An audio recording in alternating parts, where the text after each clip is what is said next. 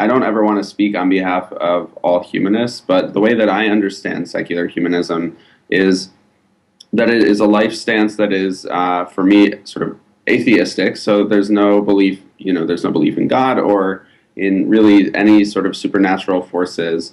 But it's a life stance that is sort of affirmational. It's focused on trying to live a good life in the here and now, and it's focused on it's action oriented. So it's not just about sort of talking about what our higher principles are, but also striving to act on those.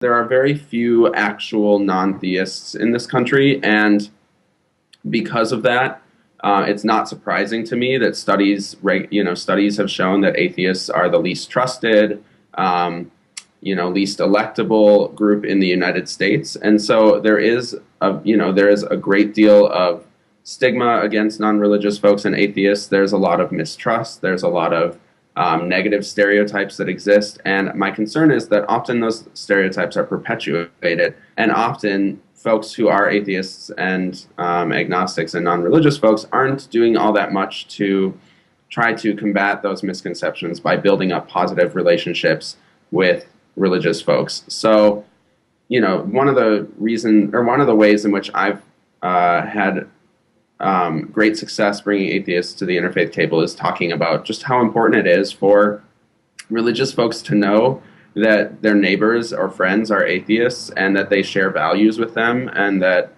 they want to engage in common work together. Look, I understand that it might seem weird, the idea of bringing non-religious, atheist, humanist folks into interfaith dialogue. It sort of sounds like it's not the place for atheists and other non-religious folks, but I think it is essential to the idea of what it means to be in conversation with people who believe different things, to bring in folks who believe different things, and it might. I understand, having been in these conversations myself, that there will be moments that feel very uncomfortable for people on all sides, and I think that that's an important part of the process.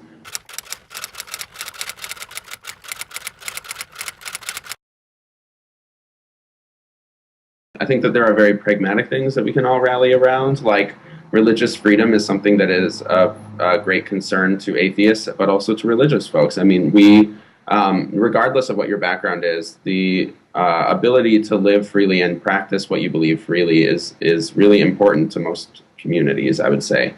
The reason I started speaking out was because I just felt that it was so important that there be alternate narratives of what it means to be an atheist and a humanist presented in our broader culture, because I feel like it's so narrowly defined right now.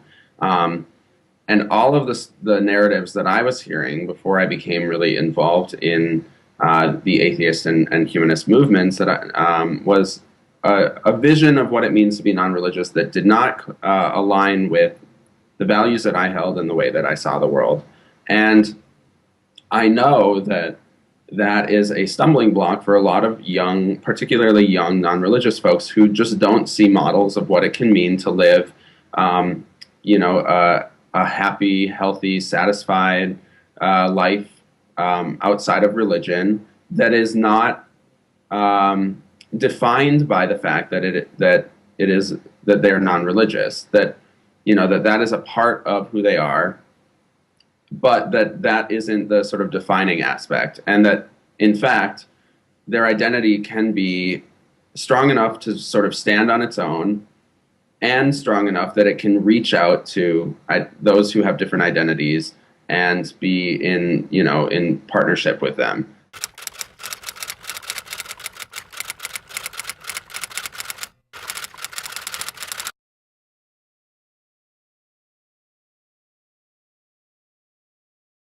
Whenever I do hear from a good number of religious folks who say sort of similar things to that comment, that say, atheists have a voice already. When I'll say something like, a lot of atheists don't have a voice because there's so few of us, they'll say, no, atheists have a voice. I hear it often.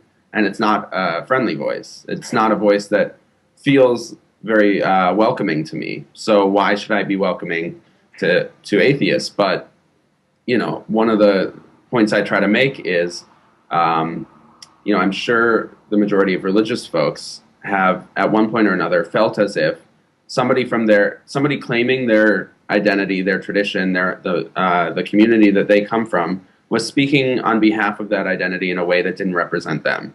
I know a good number of Christians who do not feel represented by Fred Phelps of the Westboro Baptist Church. I'll make parallels in that sense and say there are atheist voices that do not resonate in ways that I feel represented by. And so I think it's important to carve out spaces for different expressions of atheism and humanism. And I get it. When you've been burned, you're less likely to step back in the kitchen. And so if you've had a negative interaction with an atheist before, or you've heard something that really was very hurtful, that was said by somebody speaking as an atheist, you might be hesitant to go there again. But I guess I would encourage folks to make room for different expressions of atheism and humanism.